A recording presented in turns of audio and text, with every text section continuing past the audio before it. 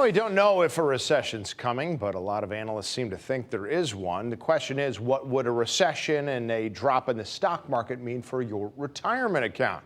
That depends on how you manage it. Most people use a retirement fund that only requires them to pick an end date, and from there, it's set it and forget it, especially if you're younger and you have more time to overcome a drop in the markets. You don't want to make any inherent changes. It should all be based on your timeline to retirement. However, if you're close to retirement, the fund should automatically turn a lot more conservative, so you would lose less money if the stock market drops. But what about if you manage your stock portfolio yourself? Chartered financial consultant John Caserta said you need to make sure you know yourself when making those adjustments. I think is a great reminder that your portfolio has to match your risk tolerance.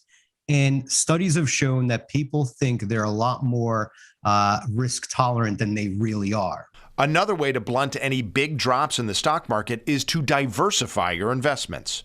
I'm not putting all those eggs in that proverbial one basket. You really want to have things that are uncorrelated, meaning if one's going down, something's still holding its value or potentially even increasing. Now, let's visualize retirement itself. And this is fascinating. I'm guessing most of us imagine just running away from our jobs and never working again. But Caserta said you'd be surprised how often that's a bad idea. We do a great job of romanticizing retirement, right? We're not working anymore. We're doing what we want. But I've seen this happen where when every day is a Saturday, it becomes really old really quickly. You need to think about how you're going to spend that time, because Caserta said doing nothing could do more harm than good.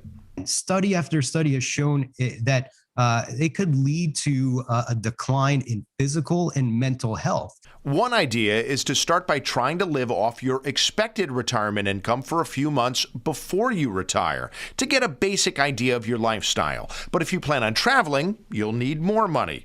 On the flip side, have you considered spending some of your retirement working?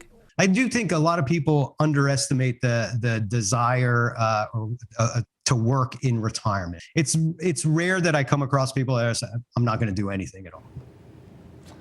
And working part-time in retirement would sort of be a virtuous double whammy, because while you're on the clock, you're not just making money, you're also not spending money. And yeah, that would be good news for retirement budgeting, Erica. That is a good point. Yeah. You got to keep, and that's important. You got to keep yourself occupied. Now, if it can be through travel and golf and things, and you don't ever have to work again, great. But that's not going to be a lot of people's retirement reality. Right. So yeah, maybe doing that work. Maybe work part-time at that golf course. Get a little extra money. Get some cheap tee times. You know what I mean? And that way you don't have to spend as much. Yeah, you have to really like golf if you're going to plan on doing it every single day.